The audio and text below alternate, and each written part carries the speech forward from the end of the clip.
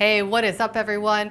Today we're going to talk about purpose and the importance of rediscovering your purpose, especially in midlife. I'm Risa Morimoto, your host, and you're watching Modern Aging, where we chat about innovative and holistic ways to improve our health as we age. If you want to stay in the loop about all our latest videos, be sure to click on the subscribe button below and that little bell so you'll always be sure to be notified when a new episode is uploaded. You could also check out our upcoming programs and sign up onto our email list on our website at thisismodernaging.com. Today's guest is Michelle Maldonado. She's a certified emotional intelligence and mindful leadership expert. I've listed a few resources in the description section below if you want to check that out after the interview. Michelle describes having purpose as our fuel in life. It propels us, gives us the energy we need to find focus, and it creates feelings of being heard, seen, and valued, traits that we all desire no matter what our age. We had an incredible chat about how oftentimes we lose our purpose in midlife and ways we can find it again. So check out our chat. Today we're going to talk about the importance of purpose. And I think this is something that's really important as we get older, because I think a lot of us, we have a lot of life transitions and a lot of life changes where people have a tendency to lose their purpose. How do you feel the importance of purpose is placed in people's lives? Yeah. It's such a good question because all of us, regardless of stage of life, if we don't have a purpose to connect to, we find it very hard to be motivated, to feel like we make a difference. And at the end of the day, most of us want three things. We want to feel heard, valued, and seen. And one of the ways that we express that and anchor that is through our notion of purpose. And when we think about purpose, I often think people can have more than one purpose. Sometimes you hear people say, you've got one purpose, that's just one, and it looks different depending on what you're doing. But I often think life is a little bit more complex, and we wear many, many hats. And our purpose at work might be different from our purpose at home. Our purpose, if we're a parent, might be different if we're a single adult or someone without children. And so purpose is, to me, fuel. And the fuel underneath purpose is our values. And so what's important to us? If, for example, if what's important to us is love, community, connection, making a difference, kindness, that's going to inform what our purpose is and what our purpose expressed looks like. So when we get older, we get in our 50s and 60s and 70s, and children, if we have them, are beginning to leave the house. Parents may be transitioning, or we lose anybody that we love, and particularly if they were a key focus in our lives, we can start to feel a little lost about what am I supposed to do now. We may have even said that to ourselves. I don't even know who I am now, or what I'm supposed to do now. And so we have to go back and we have to reflect what's my purpose and what does that look like in action. And so I think it helps us to be very clear and healing in many ways if we can find a purpose that is meaningful, like in this, what I love to call, I borrow from the work a lot of Bill George, in this sweet spot. Right, and in fact, it's even bigger than that is this notion of ikigai. I don't know if you're familiar with that. And it's looking at all the things, like what you're good at, what the world needs, what makes a difference, and what is bigger than ourselves.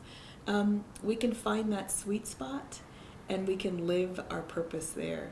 But we also have to have community to help us do that. So do you find purpose is necessary?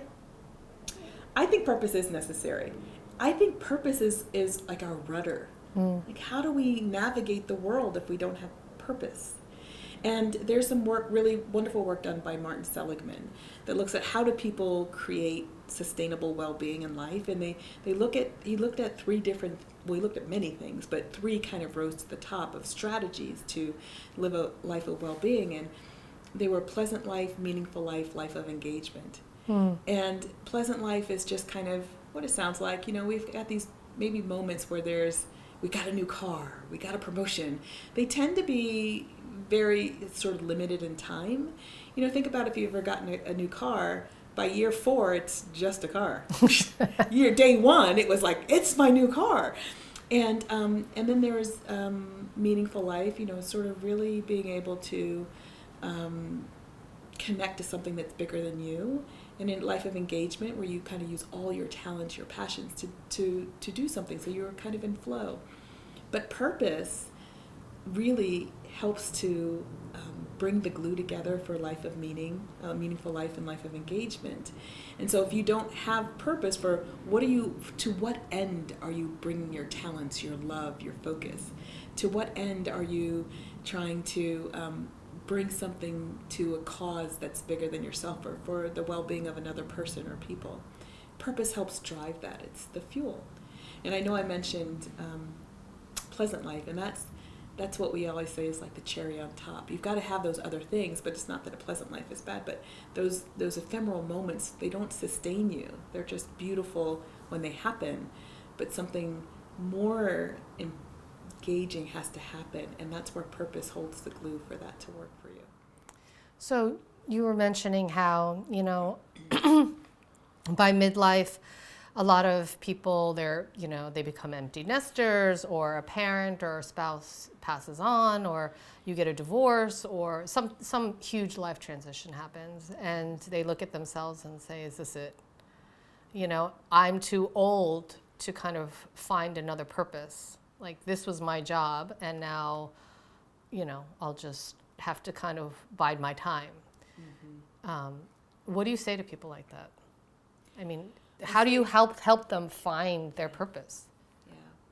Well, the first thing I always love to say, and I went through this with my own grandmother and with other folks that are near and dear to me, my mother-in-law before she passed. And the one thing I always say is life is not just worth living, it's worth living fully. And it's worth living in a place of joy if you can. And to find the joy, that leads to better quality of life. We don't just want to survive, we want to thrive. And so when we intersect and we have these moments of life transitions that often are very painful, and some of them we may have even been looking forward to, secretly or not secretly, but then when they happen, there is this whole flood of a spectrum of emotions. And so the first thing we have to do is embrace those and acknowledge them, and let it be okay, whatever we feel. And as we move through those, almost like you're moving through a continuum. Like at the first kind of bit of time, it will be a little tough. But then there becomes a moment where we're really asking, what next? What now? What next? And it's in those moments where we say, well, how is it that I want to live? How do I want to bring happiness to my life? How do I want my quality of life to be elevated? And there is no one responsible for that other than me. Mm-hmm. And my job is to find those that can help bring that to me as I do it for myself. We do it in community. And when you can have conversation about quality of life, because we're all here to be human, to be connected. We're hardwired for connection. Our brains seek connection. And so to deprive ourselves of that biological need in nature and that emotional need in nature really relegates us to a way of living that is less than thriving. And we deserve more than that. And so I always start with simple questions. What would make you happy? What would bring you joy?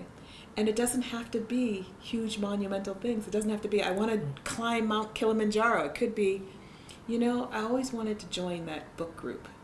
Or I always wanted to be able to see my grandchildren's plays. I never had time to do that before. Or I want to just be able to sit in my house on Sundays and read a paper. Whatever it is, I always say find out what brings you joy and do that shamelessly often. It's a gift. Sometimes I feel like a purpose, when we think about purpose, sometimes we think like the big Oprah purpose, right? Like we have to transform like 1 million people's lives and stuff, and may be kind of just smaller within your family to make sure that that you spend quality time with another person or whatever it may be. What's happening biologically to our bodies when we feel that sense of purpose? Yeah. We release all kinds of endorphins because we're in that sweet spot, and it's a flow. It's a place where we feel like we're making a difference. And so when that happens, the cells respond in kind. And the other thing is that our cells hold memory. They hold trauma, they hold emotions, they hold joy, they hold pain. And when we start to navigate through into the places that connect to our purpose, all of a sudden, we actually start to feel a little differently. Maybe our knee still hurts because we've got arthritis in the knee, but maybe it's not like the edge is off because I've got a little pep in my step because now I'm going to the library and I'm doing this social event, or I'm connecting with somebody that matters to me. So the body responds in kind. And not only does the cells, so at the cellular level, respond, but our mind responds. So just like when you do anything, it's not that it's a cure-all. It's not something that takes away all the pain and all the things that have happened or all the physical conditions, but it does start to shift how you respond to them, how you embrace them. So I use the example of the knee because that one's near and dear to me. I was a track runner, a basketball player, and my knee is just a mess. And sometimes it really hurts. And then other times, when it really hurts, I can say, I can do some breath work or some self-care, which is so critically important, instead of criticizing, judging it. And then all of a sudden, it's like it takes the edge off the pain, and I'm able to go about and don't feel victimized and don't feel incapacitated. If we don't sort of bring that lens of self-care, self-compassion as we're trying to find our purpose and even live our purpose, we can unwittingly sabotage ourselves. And then we're back to where we started. I don't know what to do now, right? And that's not that that's a bad place to be. It's just not where we want to stay long term. So how do we identify that? And how do we change that? Are there ways to change that conversation? So a couple of things. I know we've talked before about body awareness, and particularly in these life transitions, it's very important to pay attention to how you're feeling in the body. Not just what emotional label you've given it, but how does your stomach feel? How does your chest feel? How does your heart feel? Physically feel. Right? So is there tightening? Is there opening? Is there, butterfly sensation? Is there heaviness? Like understanding what the sensations feel like so that you can connect them to the emotional thoughts and stories that you're processing, because then you have a very integrated, holistic approach to processing and moving through this time of transition.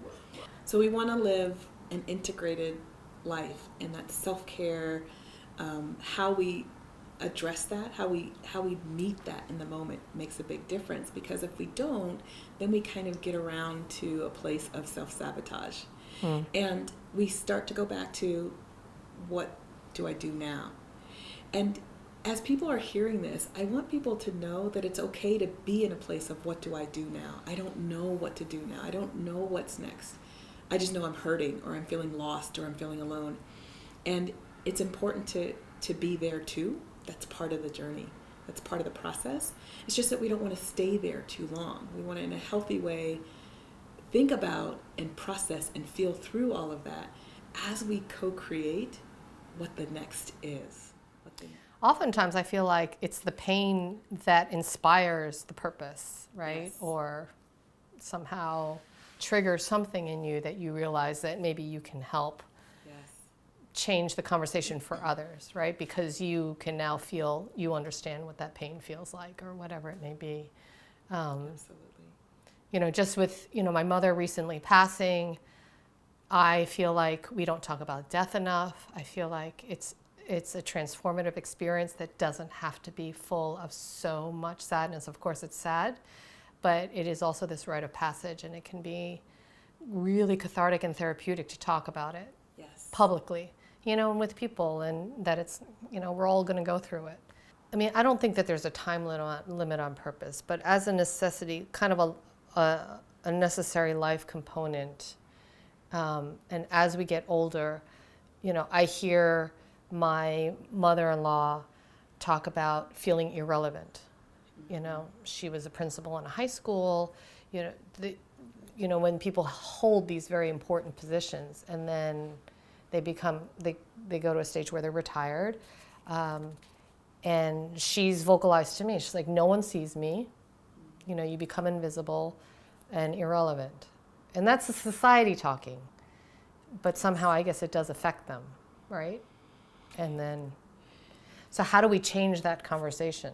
Yeah, that is a truth. And, ageism is alive and well in our country, probably in other cultures. Our elders are revered differently than in the United States. And even within the United States, there are several cultural pockets that still revere elders differently. But as a society, there is this sort of phasing out, a not being seen. Remember, I talked about feeling seen, heard, and valued, and we all want that, especially when we go through these transitions, and we don't have those needs met. It is very traumatic. And one of the ways we change the conversation is by having the conversation, and by noticing people like you and me, or people in our circles, where we're inviting in the unseen, the unheard, the unvalued. It's really important to say, what if we did this? And then also in interacting with someone who is feeling that way, trying to encourage and maybe even have to bring them to places where they can interact differently. Now, part of that journey too is when you come from a very high profile, a very high level of responsibility and decision making and authority, and then you move into a phase of life where that doesn't exist. That's a very hard kind of drop that people often can feel. And so there is a reframing that needs to happen as well, so that they can embrace that, okay, maybe I'm not making the decision for a 2,500 student school. Maybe my decision is actually with my grandchildren, or it's with myself, or it's with my circle of friends in my book club, or whatever it is, so that we can begin to understand that what decision making looks like, what interaction looks like, is not going to be at that level, but that doesn't equate to less important, right, less impactful, or less meaningful. That's an inner journey that the person has to take in order to be ready and prepared to emerge in this next stage of life. Because what we often do is we hold on to the same definitions and rules from the last phase, and we try to bring that into the new phase. So there's lots of transformation, emergence, and reframing that needs to happen for us to be able to collectively be there together. So yeah, because you mentioned how we may feel a purpose of love, of giving love, and we may have executed that in one way, but because that person is no longer there, doesn't necessarily we can't still execute it. Right. It just gets redirected, I guess. Right. And it may look differently. And how do we define love? Is it an intimate love of a life partner, or is it a love for a parent, a sibling, a child? Or can we say, if more broadly it's to give love, it's sort of this common humanity notion. How does love show up in humanity? And if you give yourself a broader definition, then the ways that you can express it in your life are just so diverse. And love could be holding the door for somebody. Love can be making soup for someone. Love can be doing an article. It can be expressed in any kind of way. And so that's part of, I think, what can be challenging, but also what can be very fun and inspiring, to redefine what some of these things actually look like, to give yourself more breathing room that maybe you didn't even have an option of doing in your last stage, in your last phase. So what seems to be perhaps a negative then becomes an opportunity, right? And hopefully exciting at some point. There's a little bit of bumpiness, as we know, when we're moving into new. And then all of a sudden you hit a groove and you're like, what? And then all of a sudden you're modeling it because it's just your being, your presence. And people are like, I want that. What did you do? How are you doing it? And you'll be honest. You'll say it's not, some days are good and some days aren't. When we go through these transitions, it's not that we forget the old. We do remember, but hopefully over time we get to remember more gently, remember more with a smile. I remember when my mother-in-law, who was just so special to me, passed away. And I remember going into the grocery store and picking up turkey ham, which is what she used to buy, and I just lost it in the middle of the store. And then I was like, I would really love to remember her with a smile. And then eventually I did. And then I was like, I really want to remember her with laughter. And then I did. but it was a process. And so that's how we look at, previous stages. It may hurt in the beginning, but as you said, it also can be a source of inspiration, because then when you connect with people who have a similar experience, or not necessarily the same experience, but a similar emotion triggered by something, you know exactly how to be there. You may not tell them what to do, but you can recognize the journey, the emotional journey of it, and be a source of support. And that's another way that we create community that is empathetic and compassionate. That's so awesome. Do you equate hope with purpose? So hope is unique. I think hope is one of those things that is extremely unique to the human species. As far as we know, we're like the only species that has hope. And because we have hope, we can do anything. We can be resilient. We can come out of war-torn nations. We can come out of life trauma. We can come out of all kinds of things and create a life story, a next chapter that is incredibly remarkable. When you have hope, if I talked about purpose being the fuel that drives a lot of things, hope and values could be the fuel that drives and helps cultivate purpose. Bam. Exactly. Wow. So what would you love for people to take away who perhaps maybe are feeling a little bit lost? Yeah. And that they want to find some sort of purpose. They just don't know how. Don't believe the story that you have no purpose or that you're irrelevant. There are so many things in the world that tell us all the things that give a message that we're not worthy, that we're not important, that we're not seen. And that does not have to be our truth. When we kind of lean into, that's not how I want to live my life, that's not how I want to interact, we start to show up differently. And I believe a lot that your presence is also about energy. Like, when you feel somebody walk into a room, or that person gives me the heebie-jeebies. Like, we feel that. Mm-hmm. And when we can connect and really align that, our presence is different. Our presence then becomes the vehicle for the expression of our purpose. And to be creative and to not let the things, I've got this, I've got that, so I wouldn't be able to do this purpose. Put those to the side. Because when you can create without baggage, without weight, it may seem like, this would never happen, but once you create it, then all of a sudden things start to happen like, I think I could do it this way. Maybe the initial way you were thinking about it doesn't work for where you are right now, but find what is tapping into you and what you tap into for others, and explore it, write it down, journal it, talk about it with people. The funny thing that happens is when you start to think about it cognitively, then you write it down, and then you speak it out loud, all kinds of things start to shift. And when you tell people what you're trying to do, people often want to help and support that. So it takes persistence, it takes courage to step into a new space, and it takes a lot of compassion for yourself and others, particularly if you're feeling like people aren't hearing you. You're like, getting frustrated with they're not responding the way you want. So all those things mixed together helps you to define and create purpose for whatever stage of life you find yourself in.